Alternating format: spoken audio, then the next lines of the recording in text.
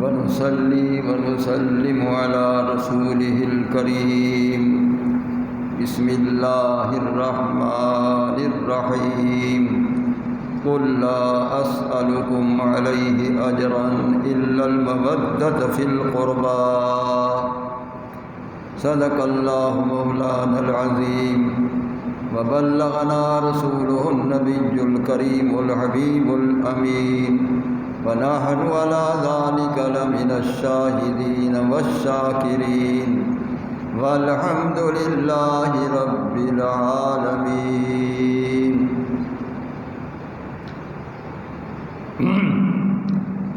قال رسول الله صلى الله تعالى عليه وسلم: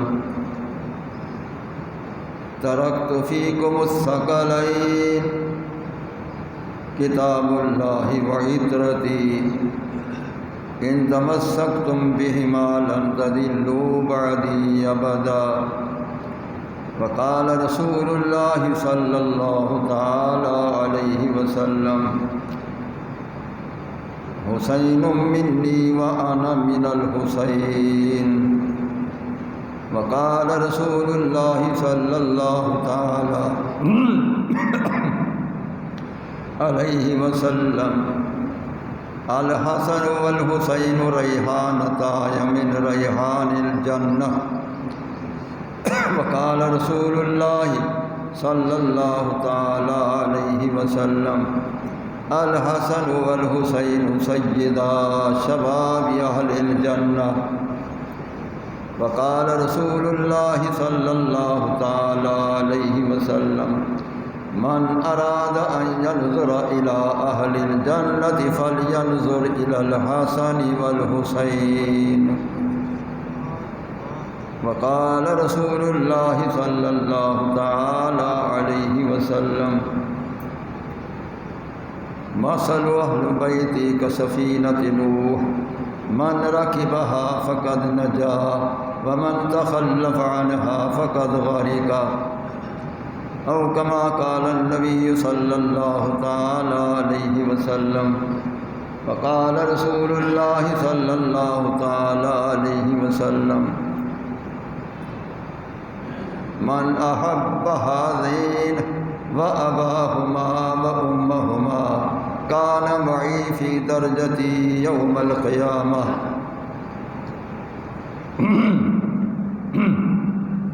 وقال رسول الله صلى الله تعالى عليه وسلم: من مات على حب آل محمد مات مؤمنا. وقال رسول الله صلى الله تعالى عليه وسلم: من مات على حب آل محمد فقد استكمل الإيمان. وقال رسول الله صلى الله تعالى عليه وسلم: من مات على حب آل محمد مات شهيدا. وقال رسول الله صلى الله تعالى عليه وسلم: من مات على حب آل محمد مات على مذهب أهل السنة والجماعة. وقال رسول الله صلى الله تعالى عليه وسلم: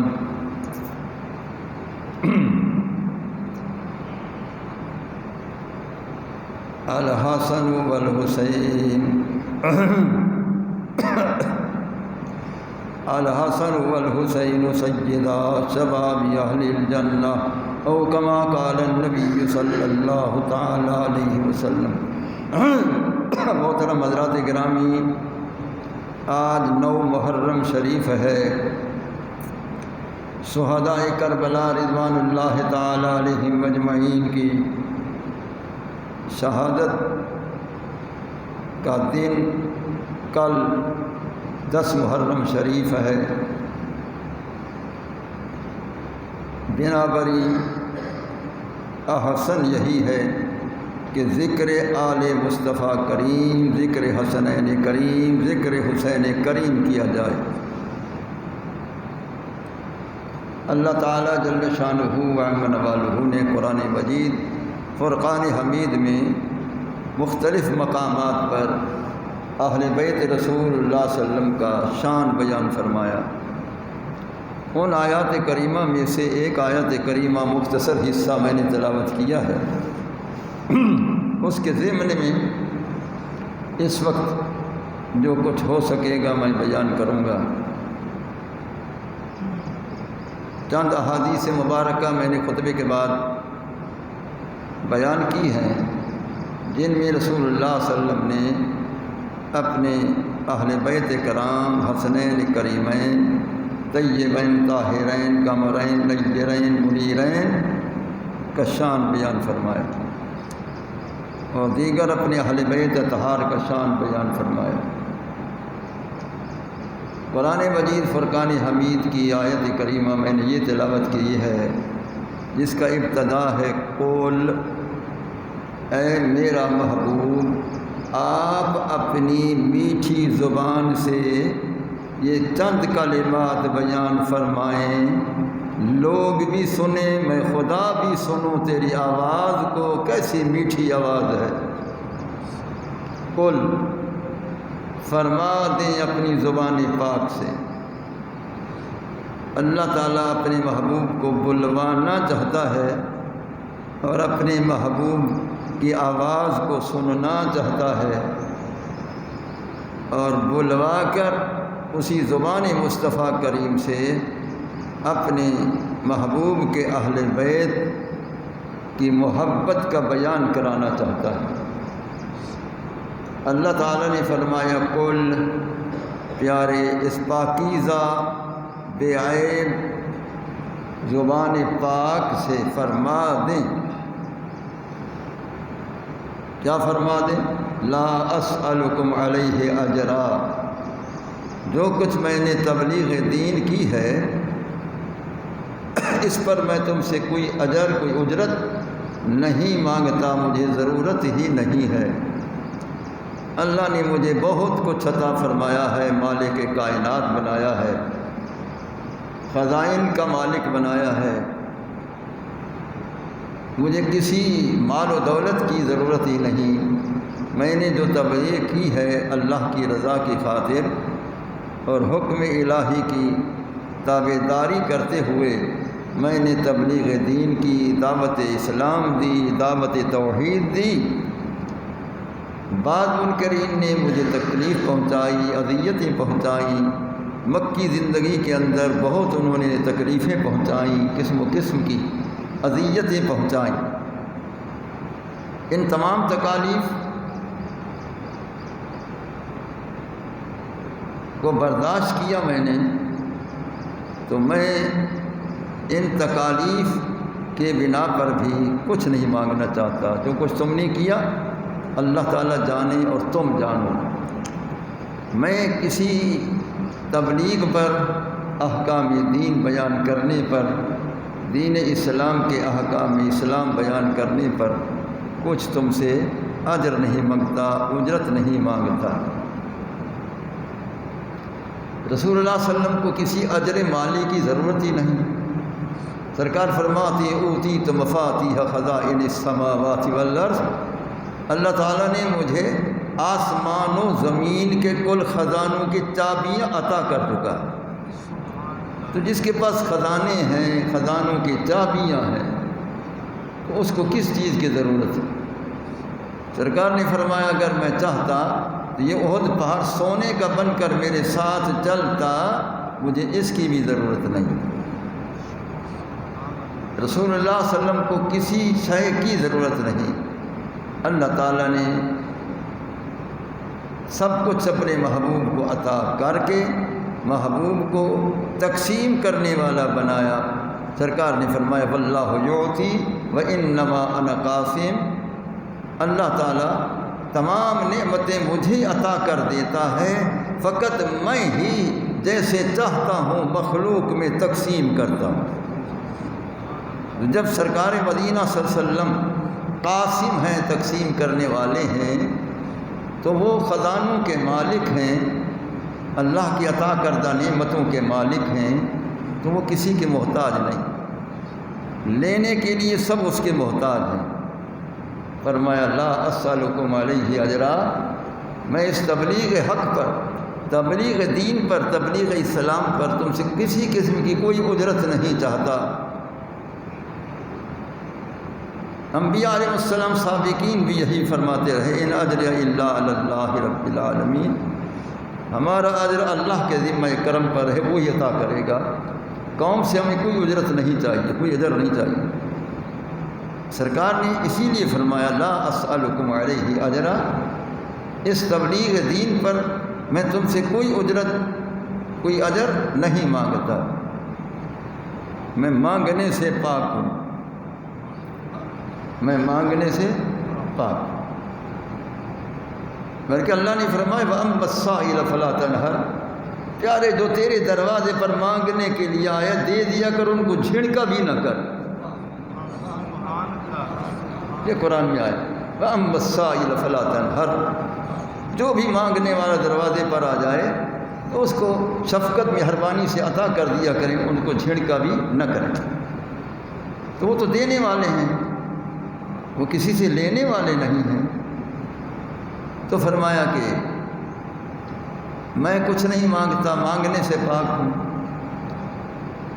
الا المودۃ فی القربى، ہاں اگر کوئی مانگتا ہوں، ایک شے مانگتا ہوں، وہ مجھے ضرورت نہیں، وہ تمہارے بھلا کے لیے مانگتا ہوں کہ تم عمل کرو تمہارا بھلا ہو جائے، وہ اپنے لیے نہیں، وہ تمہارے لیے۔ کیا مانگتا ہوں؟ الا المودۃ فی القربى، جو میرے قریبی رشتہ دار ہیں ان سے محبت چاہتا ہوں، محبت کرو، اس میں تمہارا بھلا ہے۔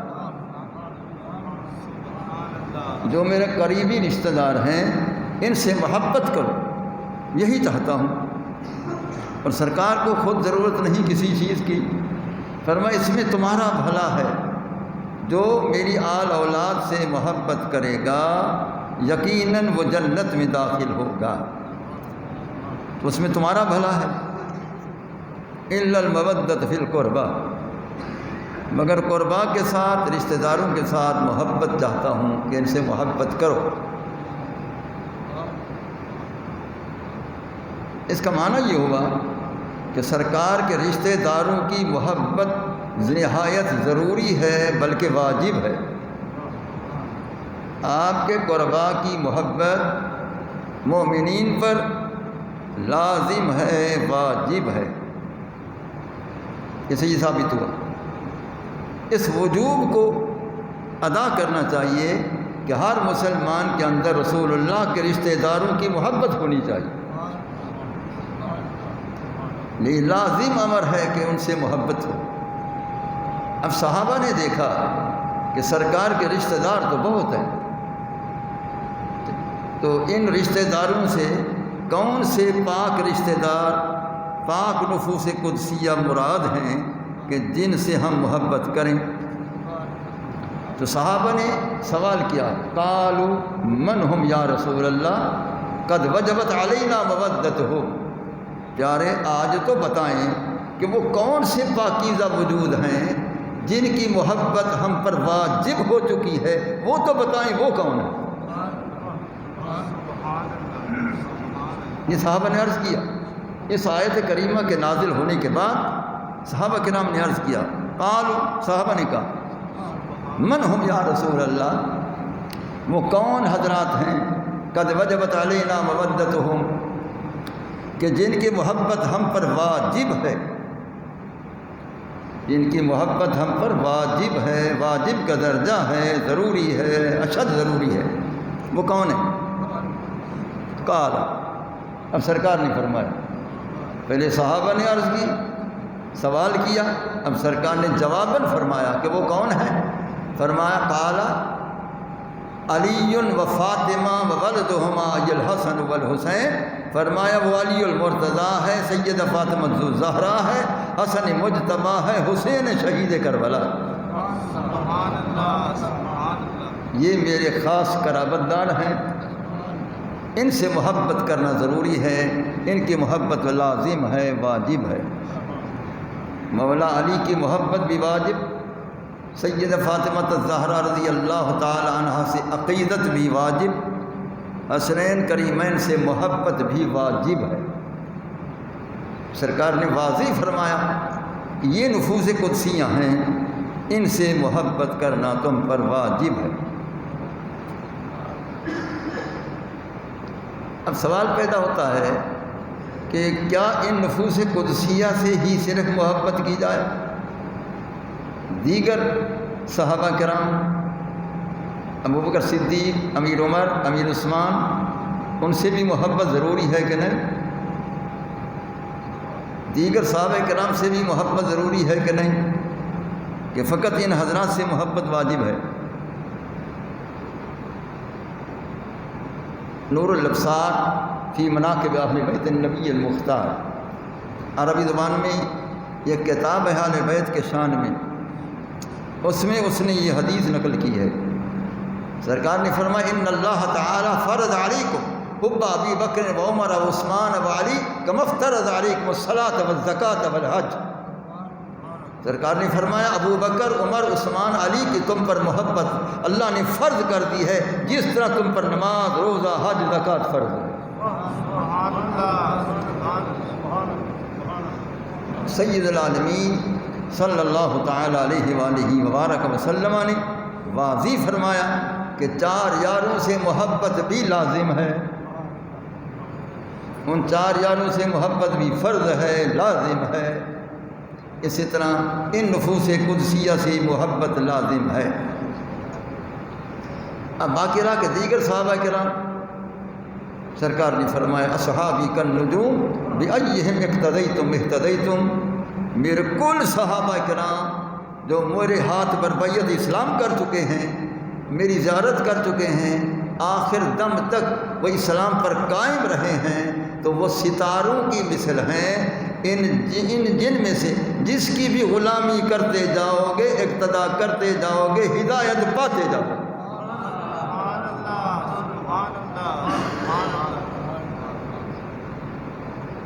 اب سرکار نے ان کا شان بھی بتا دیا کہ ان کے اقتداء ضروری ہے، اور ان کی اقتداء ہدایت کا باعث ہے، لہذا ان کی اقتداء کرنی چاہیے، ان کی غلامی کرنا چاہیے۔ ستارے فرمایا، صحابہ کرام کو ستاروں سے تشبیہ دی ہے، تو ستاروں سے تشبیہ کیوں دی ہے؟ اس میں حکمت مضمر ہے کہ صحابہ کرام ستاروں کی مثل کیوں فرمایا؟ اس لیے کہ قرآن میں آیا کہ اللہ نے ستارے جو پیدا کیے ہیں نا آسمان پر، اور وہ ایسے ستارے بھی ہیں ان میں جو روشنی دے کر رات کے سفر کرنے والے، جو پیدل سفر کرنے والے ہوتے تھے اس زمانے میں، وہ اس ستاروں کی لائٹ پر جاتے تھے اور منزل مقصود تک پہنچتے تھے کہ یہ صحابہ کرام بھی یہ تمہیں راہ حق بتانے والے ہیں، ان کی غلامی کرتے جاؤ گے، منزل مقصود تک پہنچتے جاؤ گے۔ نمبر 1۔ نمبر 2 کہ صحابہ کرام رضوان اللہ تعالی علیہم مجمعین کو ستاروں سے تشبیہ فرمائی، تو ستاروں سے کیوں تشبیہ فرمائی؟ اس لیے کہ ستارے، سب ستارے بے شک روشن ہوتے ہیں، لیکن چاند سب سے زیادہ روشن ہوتا ہے، تو صحابہ ستاروں کی مثل ہیں، میرے مصطفیٰ اللہ کے چاند کی مثل، وہ خدا کا چاند ہے۔ ایک آسمان کا چاند ہے، ایک خدا کا چاند ہے، ایک آسمان کا سورج ہے، ایک خدا کا سورج ہے، ایک آسمان کا سورج ہے، ایک سرکار کے عاشقوں کا سورج ہے۔ جس طرح سیدہ عائشہ صدیقہ رضی اللہ تعالیٰ نے فرماتی لنا شمس وللہ فاق شمس وشمس خیر من شمس السماء وشمس الناس تطلع بعد صبح وشمسی تطلع بعد العشاء۔ یہ بی بی صاحبہ کا شعر ہے۔ بی بی صاحبہ کیا فرما رہی ہیں؟ فرمائے لوگو ہمارا بھی ایک سورج ہے، آسمان کا بھی ایک سورج ہے۔ فرمایا جو میرا عائشہ کا سورج ہے وہ آسمان سے افضل ہے، وہ آسمانی سورج سے افضل ہے جو میرا سورج ہے۔ وہ شمسی، جو میرا سورج ہے، خیر من شمس السماء، وہ آسمان کے سورج سے افضل و اعلیٰ ہے، اس کی روشنی بہت زیادہ ہے۔ بی بی صاحبہ فرما رہی ہیں۔ آگے بی بی صاحبہ فرماتے ہیں وَشَمْسُ النَّاسِ تَطْلُعُ بَعْدَ صُبْحٍ، کہ یہ لوگوں کا سورج آسمان والا صبح کے بعد طلوع کرتا ہے، سورج نکل آیا طلوع ہو چکا، فرمایا ان لوگوں کا سورج صبح کے بعد طلوع کرتا ہے، والشمس تطلع بعد العشاء، جو میرا سورج ہے وہ عشاء کے بعد غلاموں سے فارغ ہو کر جس وقت میرے گھر آتا ہے میرا سورج اس وقت طلوع کرتا ہے۔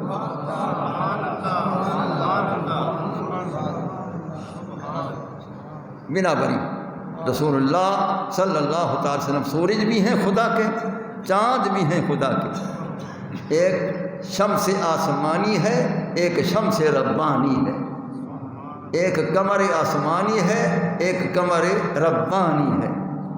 اللہ نے فرمایا والقمر، مجھے اس چاند کی بھی قسم ہے۔ وہ چاند رسول اللہ صلی اللہ علیہ وسلم کی ذات گرامی ہے، اور اس کے ستارے صحابہ کرام ہیں، اس لیے کہ ستارے نور حاصل کرتے ہیں چاند سے، اس لیے کل صحابہ میں جو نور موجود ہے وہ نور محمدی کے چاند سے حاصل ہوا۔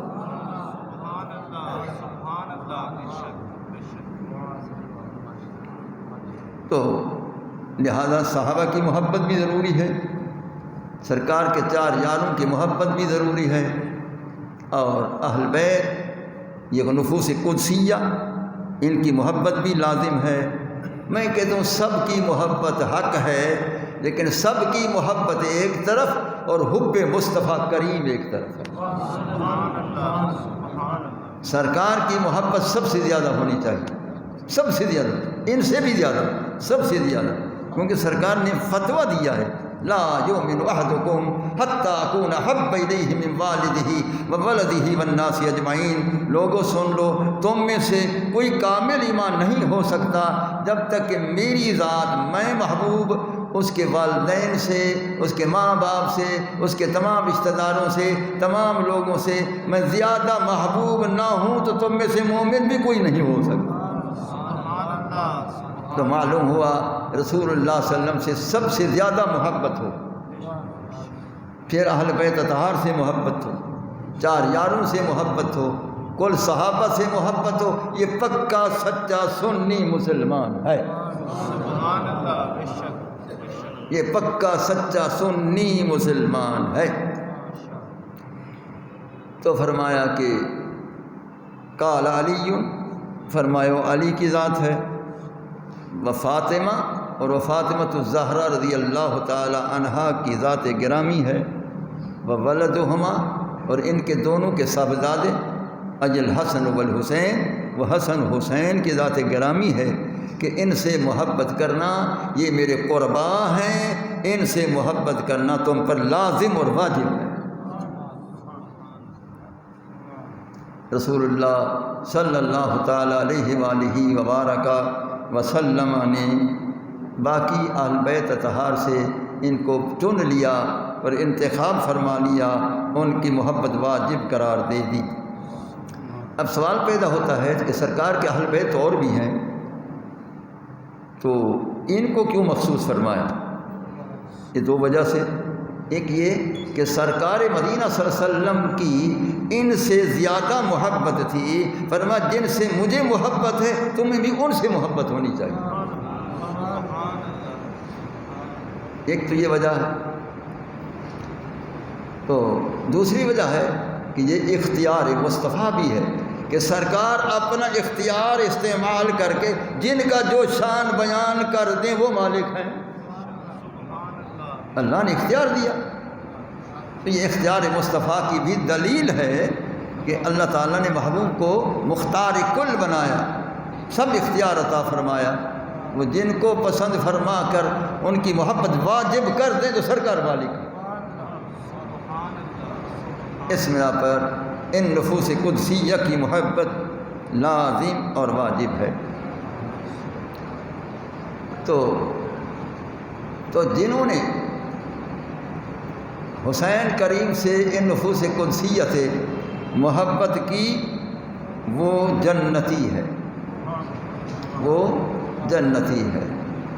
بلکہ سرکار تو فرماتے ہیں کہ من احب ہذین و اباہما و امہما کان معی فی درجتی یوم القیامہ، جو حسنین کریمین سے محبت کرے، ان کے والد گرامی مولا علی سے محبت کرے، ان کے والدہ ماجدہ سیدہ فاطمہ الزہرا سے عقیدت رکھے، کان معی قیامت والے دن میرے ساتھ ہوگا، فی درجتی میرے درجے میں ہوگا، یوم القیامہ قیامت کے دن وہ میرے ساتھ ہوگا، جنت میں ہوگا، جو ان کا محب ہوگا،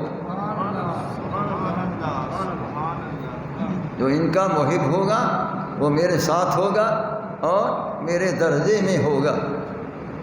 شارحین محدثین فرماتے ہیں کہ سرکار کے درجے پر تو نبی بھی نہیں پہنچ سکتے، نبیوں کے کیا مجال ہے کہ درجے مصطفیٰ تک پہنچے، نہیں پہنچ سکتے۔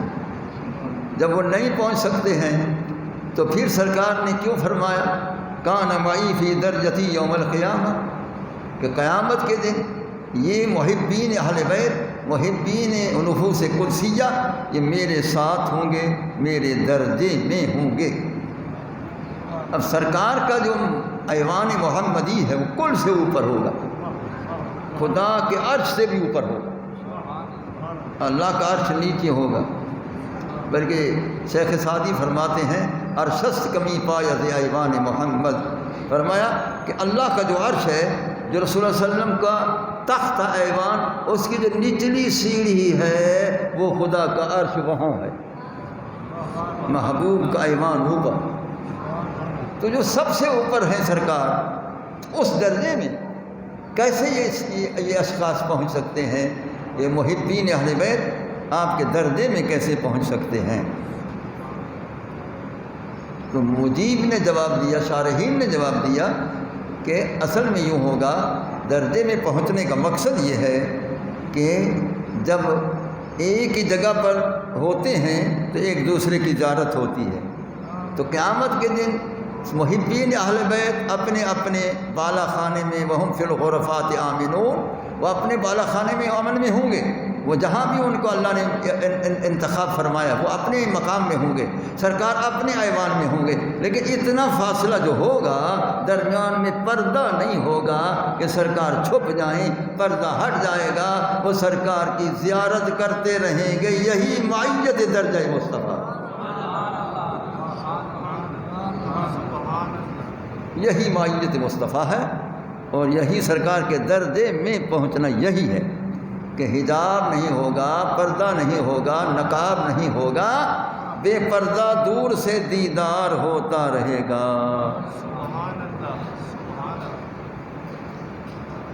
تو رسول اللہ صلی اللہ علیہ وسلم نے ہر مومن امتی پر ان حضرات کی محبت لازم کر دی۔ نتیجہ یہ نکلا ان تمام احادیث سے کہ جو اہل بیت کا محب ہے وہ صحیح سنی مومن ہے، مومن سنی ہے۔ جو ان سے محبت نہیں کرتا وہ یزیدی ہے، جو محبت کرتا ہے وہ حسینی ہے۔ نتیجہ یہ نکلا کہ جو ان سے محبت کرتا ہے وہ حسینی ہے، جو ان کی مخالفت کرتے ہیں یا مقابلہ کیا، جو شہید کیا، جنہوں نے جو کچھ کیا ظالموں نے، تو وہ یزیدی ہیں۔ بحمد اللہ تعالی ہم سنی محب اہل بیت ہو کر ہم حسینی ہیں، ہم حسینی، ہم حسینی۔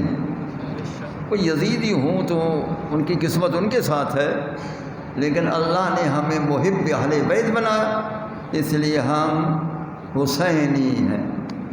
صحیح حسینی ہم اہل سنت، صحیح حسینی ہم اہل سنت ہیں۔ دعویٰ کرنے والے ہوتے رہیں لیکن صحیح حسینی ہم اہل سنت ہیں۔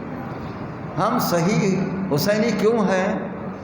اس لیے کہ جن کی ان حضرات سے جن کے ساتھ ان حضرات کی محبت تھی، ہمیں بھی ان سے محبت ہے۔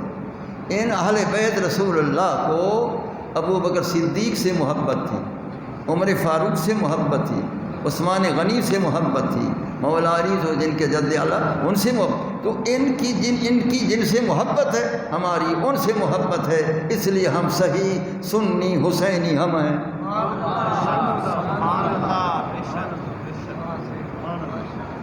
اس لیے ہم صحیح سنی حسینی ہم دعویٰ کرتے رہے، دعوے سے کچھ نہیں ہوتا۔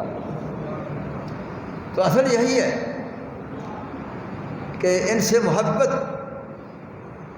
ضروری ہے، لازم ہے، واجب ہے۔ قصہ مختصر کہ امام عالی مقام بے شک وہ امام برحق ہیں، اس میں کوئی شک نہیں ہے۔ کوفے کے اندر یزید بدکار، گنہگار، فاسق، فاجر، زانی، شرابی، کبابی، خدا جانے کیا کیا اس کے اندر عیوب تھے، بد عیوب تھے، تو وہاں کے لوگ تنگ ہو گئے اس کے اس بدکاریوں سے، اور وہ ان سے بیعت طلب کرتا تھا کہ میرے ہاتھ پر بیعت کرو کہ میں بھی خلیفہ ہوں، میں بھی خلیفہ برحق ہوں۔ اس کے حالات کو دیکھ کر اہل کوفہ تنگ تھے کہ ہم ایسے فاسق و فاجر بدکار کی بیعت نہیں ہو سکتی۔ انہوں نے امام عالی مقام کو خطوط بھیجے، ڈھیر خطوط بھیجے، بہت زیادہ خطوط بھیجے۔ آپ نے ان خطوط کو وصول کر کے بہت بڑا تھیلا جو تھا وہ بھر لیا۔ یہ سارے ان کے خطوط تھے کہ حضور جلدی تشریف لائیں کوفہ کے اندر، ہم ترس رہے ہیں، آپ کی بیعت ہونا چاہتے ہیں، ہمیں بچائیں، دین اسلام کی عزت شان کو بچائیں اور تشریف لائیں، ہم غلام ہونے کے لیے تیار ہیں، آپ کی بیعت ہونے کے لیے تیار ہیں۔ حضرت نے وہ سارے خطوط محفوظ کر لیے۔ جب وہ خطوط بار بار آ رہے تھے، تقاضا ہو رہا تھا بار بار، تو آپ نے انتخاب فرمایا اپنے خاندان میں سے حضرت مسلم بن عقیل رضی اللہ تعالی عنہ کا۔ مسلم بن عقیل جو ہیں یہ مولا علی کرم اللہ تعالی وجہہ الکریم کے حقیقی بھائی کے صاحبزادے ہیں۔ مولا علی کرم اللہ تعالی وجہ الکریم کے حقیقی بھائی عقیل بن ابی طالب ان کے صاحبزادے ہیں، اور امام حسین کے چچا زاد وہ بھائی ہیں۔ آپ نے ان کا انتخاب فرمایا کہ پہلے ان کو بھیجتے ہیں، اپنا قائم مقام بنا کر، اپنا سفیر خاص بنا کر، یہ سفیر حسین بن کر جائے، وہاں کے حالات کا جائزہ لے کر ہم کو اطلاع کر۔ امام مسلم جو تھے وہ نہیں جدائی برداشت کرتے تھے کہ امام حسین کو چھوڑ کر، مدینۃ الرسول کو چھوڑ کر وہ کوفے میں جائیں، یہ ان کا دل گوارا نہیں کرتا تھا۔ محبت حسینی کی بنا پر بھی اور محبت مدینۃ المنورہ کی بنا پر بھی ان کا دل گوارا نہیں کرتا تھا، لیکن ادھر حکم حسین تھا، وہ سر جھکا کر تیار ہو گئے۔ ادھر حکم حسین تھا، وہ سر جھکا کر تیار ہو گئے کہ ٹھیک ہے حضرت ہم جاتے ہیں۔ جب وہ تیار ہوئے تو ان کے دو بیٹے جو تھے، حضرت ابراہیم بن مسلم، حضرت محمد بن مسلم، وہ بھی تیار ہو گئے کہ ہم بھی ساتھ چلیں گے، والد کو اکیلا نہ بھیجیں گے، ہم بھی ساتھ جائیں گے۔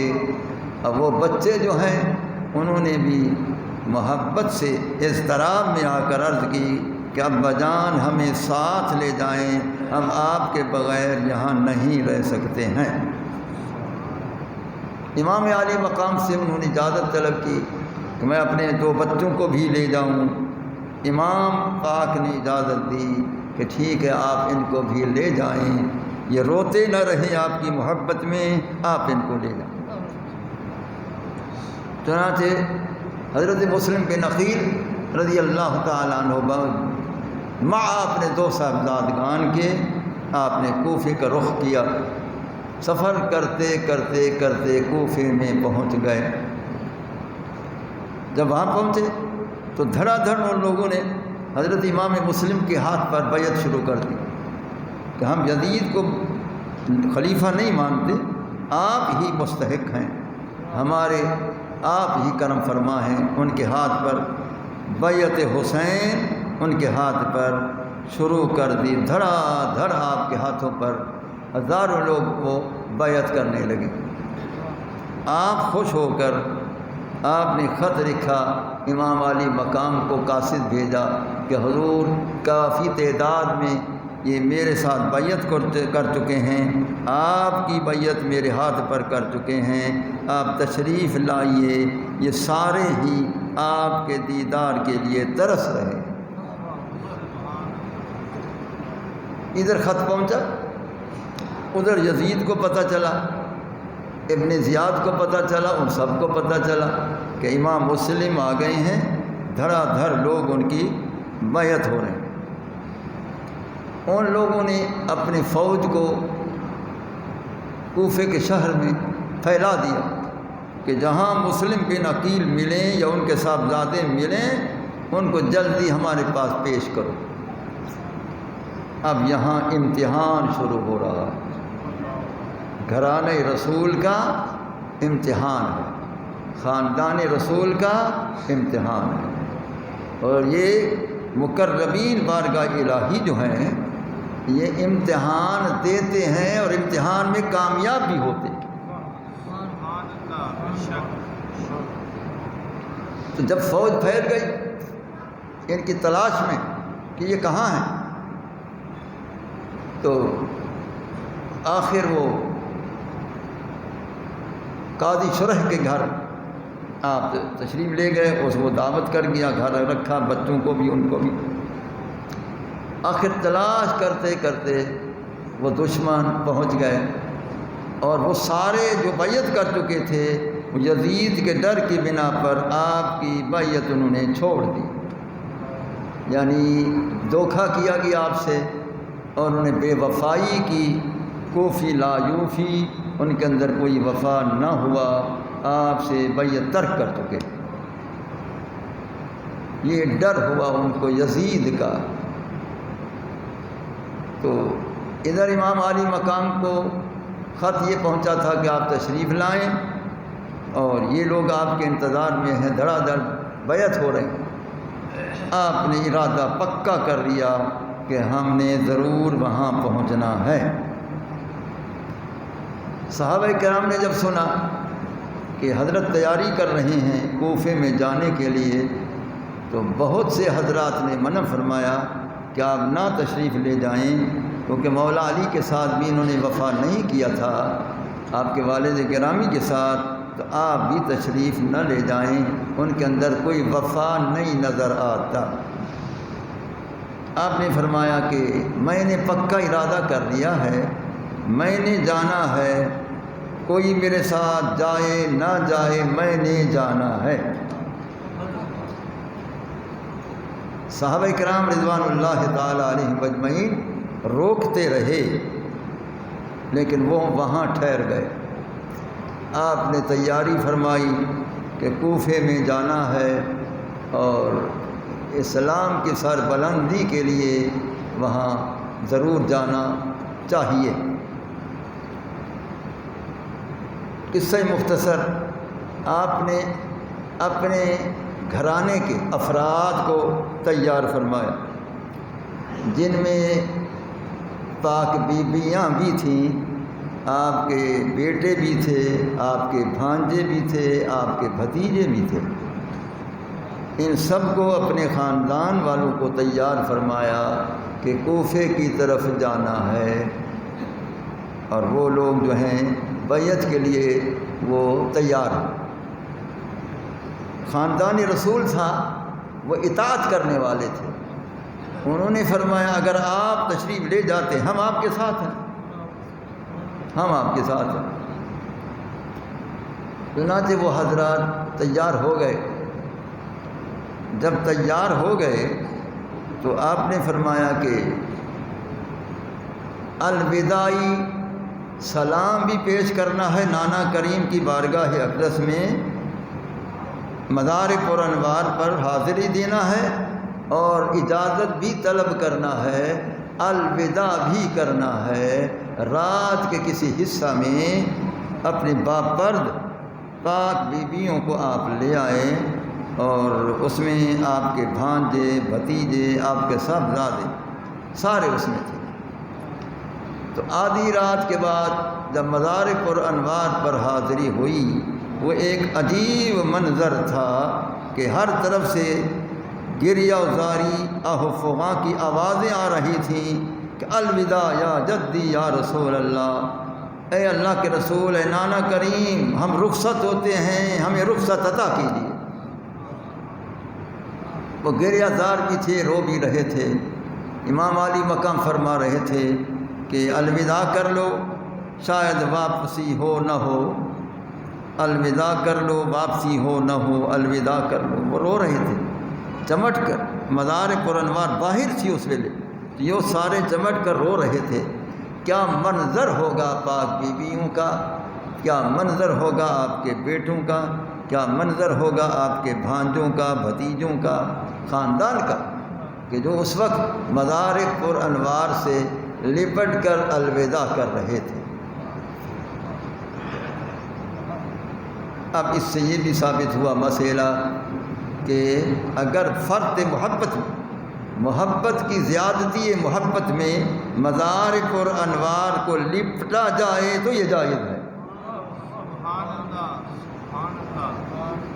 یہ جو کہتے ہیں کہ مزار شریف سے دور کھڑے ہو جاؤ، ادھر جاؤ ادھر جاؤ، وہ تو لپٹ رہے ہیں۔ معلوم ہوا گھرانے رسول کا یہ عمل ہے کہ رسول اللہ کی مزار پرانوار پر لپٹ رہے ہیں۔ جب لپٹ گئے تو معلوم ہوا محبت میں لپٹے ہیں، الوداع کے وقت لپٹے ہیں، تو یہ جائز ہے۔ دوسرا مسئلہ یہ ثابت ہوا کہ رسول اللہ صلی اللہ علیہ وسلم مزار شریف میں ہیں، ان سے اجازت حاصل کر رہے ہیں، جو ان کا عقیدہ ہے کہ سرکار سن رہے ہیں کہ ہم اجازت لے رہے ہیں، کہ سرکار زندہ جاوید ہیں مزار پرانوار میں، وہ سن رہے ہیں کہ ہم اجازت طلب کر رہے ہیں۔ تیسرا مسئلہ حیات النبی صلی اللہ علیہ وسلم کا، کہ سرکار زندہ ہیں، سرکار نے اندر سے مزار پرانوار سے فرمایا کہ اے میرا خاندان، مقدس خاندان، میں تمہیں اجازت بھی دیتا ہوں اور اللہ سے تمہارے بارے میں کوئی سفارش بھی کرتا ہوں۔ مزار پرانوار سے یہ دعائیہ کلمات تھے، اللہم، اے میرے اللہ، اے میرا اللہ، آت الحسین صبرا و اجرا، اے اللہ میرے حسین کو صبر بھی عطا کر، اجر بھی، اجر عظیم عطا کر۔ مزار پرانوار سے یہ دعائی کلمات تھے اللہ کی بارگاہ میں، ان حضرات نے سنے، جبھی تو نقل فرمایا کہ سرکار اس طرح فرما رہے تھے، اللہم اعط الحسین صبرا و اجرا، اے اللہ میرے حسین کو ان مصیبات، آنے والی مصیبات پر صبر بھی عطا فرما، اور اس مقام شہادت پر جو ہونے والا ہے اجر بھی عطا فرما۔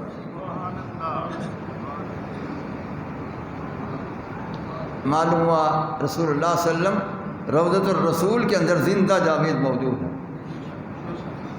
سرکار دعا فرما رہے ہیں اور یہ حضرات سن رہے ہیں۔ آخر سرکار نے اجازت فرما دی کہ آپ جا سکتے ہیں، اور تم جاؤ، میں بھی تمہارے ساتھ ہوں، میں بھی تمہارے ساتھ ہوں۔ اور جب شہادت کے وقت ہر شہید ہونے سے پہلے پیاس طلب کرتا تھا، یا ابی العطش، اے ابا جان پیاس، حضرت علی اکبر فرما رہے ہیں۔ امام قاسم، یا عمی العطش، اے چچا جان پیاس، حضرت امام حسین فرماتے ہیں کہ یہاں پانی کا انتظام نہیں ہے، وہ دیکھو نانا کریم آب کوثر کے پیالے لے کھڑے ہیں، وہ آپ کو پلائیں گے۔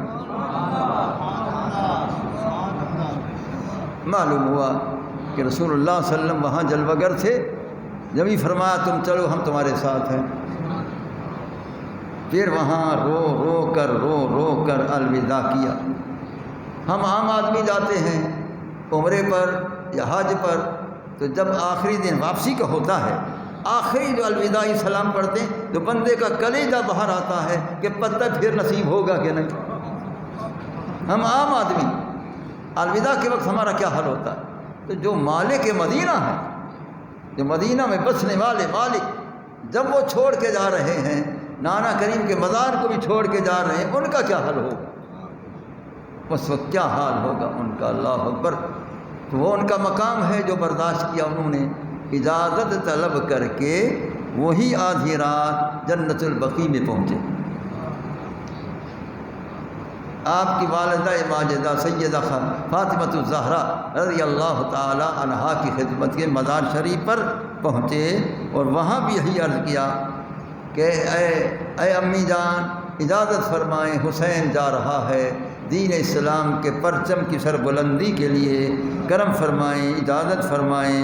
یہ میری بیٹیاں بھی ہیں، میرے بیٹے بھی ہیں، میرے بھتیجے بھی ہیں، میرے نواسے اور یہ بھانجے بھی ہیں، سارے یہ آپ کا خاندان ہے سارا، مہربانی فرمائیں، اجازت فرمائیں۔ سب حضرات رو رہے تھے۔ حضرت فاطمۃ الزہرا رضی اللہ تعالیٰ عنہ کی مدار پر انوار پر تو معلوم ہوا کہ کسی دکھ میں، کسی مصائب و آلام کی خبر پر اگر اپنے بزرگوں کی مزار شریف پر جانا پڑے، جاؤ کہ یہ جائز ہے، یہ سنت حسینی ہے۔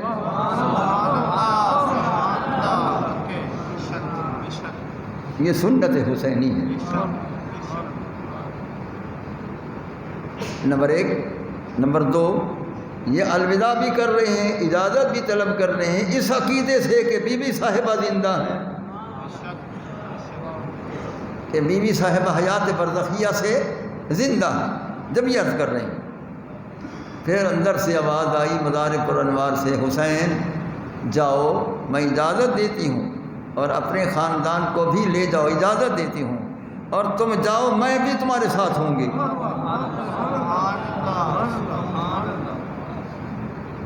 میں بھی تمہارے ساتھ ہوں گی۔ اب اندر سے یہ آواز آئی، معلوم ہوا یہ ان کا فرمان بھی سچا، فرمان بھی حق، اور اسی طرح ہوا بھی۔ وہ آگے بتاؤں گا کہ پھر وہاں یہ حضرات تھے، کس طرح تھے، کیا ہوا کیا نہیں ہوا۔ آپ کے جمعہ کا ٹائم آ چکا ہے، جہاں تک میں نے ابتدا کر دی ہے، پھر زندگی باقی، ملاقات باقی انشاءاللہ۔ اور انشاءاللہ کل رات بعد نماز عشاء، 10 محرم ہے کل، بعد نماز عشاء مسجد غوثیہ سیٹلائٹ ٹاؤن کے اندر صوفی محمد اکرم صاحب تشریف فرمائیں، ان کے گھر کے ساتھ مسجد ہے، وہاں انشاءاللہ میری زندگی تو اس موضوع پر میرا وہاں بیان ہوگا۔ اگر دل چاہے تو وہاں آ جانا بھائی، اگر دل چاہے تو آ جانا، وہاں بھی سن لو، یہاں کچھ اور ہے، وہاں کچھ اور ہوگا، کیوں سمجھتا؟ انشاءاللہ یہاں کچھ اور ہوگا، وہاں کچھ اور ہوگا۔ تو شان تو اسی ایک ہے، رنگ اپنے اپنے ہیں۔ تو اس بنا پر انشاءاللہ تعالی کل رات بعد نماز عشاء فوراً تقریباً میرے خیال 10 بجے سے پہلے یا 10 بجے انشاءاللہ بیان شروع ہو جائے گا، ایسا ہے نا سویدھا؟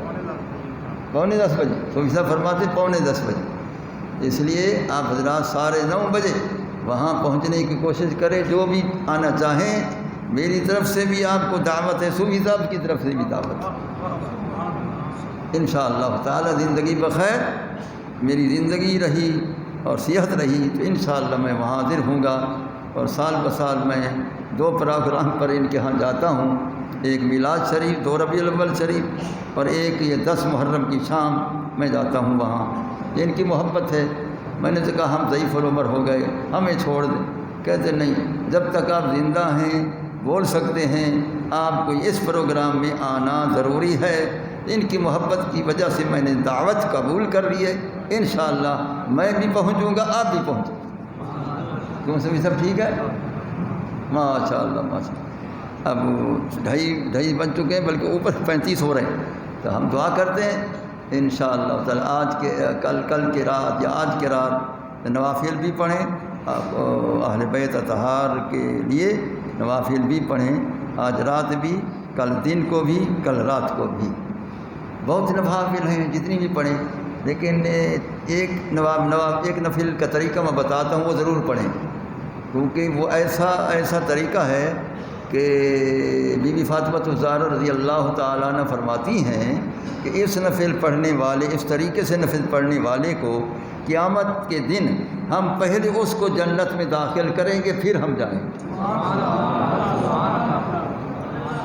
تو وہ کیا ہے؟ وہ 8 رکعت نفل ہیں، اور سلام آخر میں پھیرنا ہے۔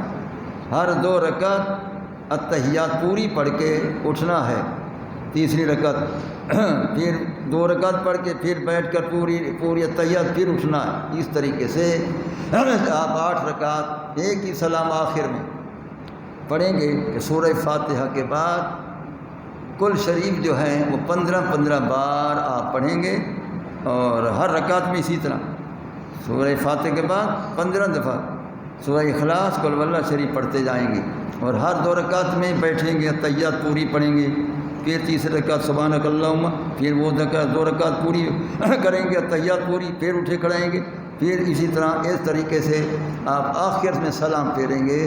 اس کا ثواب حضرت سیدہ فاطمہ الزہرا رضی اللہ تعالیٰ عنہا اور آپ کے اس خاندان شہداء کربلا رضوان اللہ تعالیٰ علیہم اجمعین کو ایصال ثواب کریں، تو اس کا نفع یہ ہوگا کہ قیامت والے دن یہ حضرات اس طریقے سے نفل پڑھنے والے کو پہلے جنت میں خود داخل کریں گے۔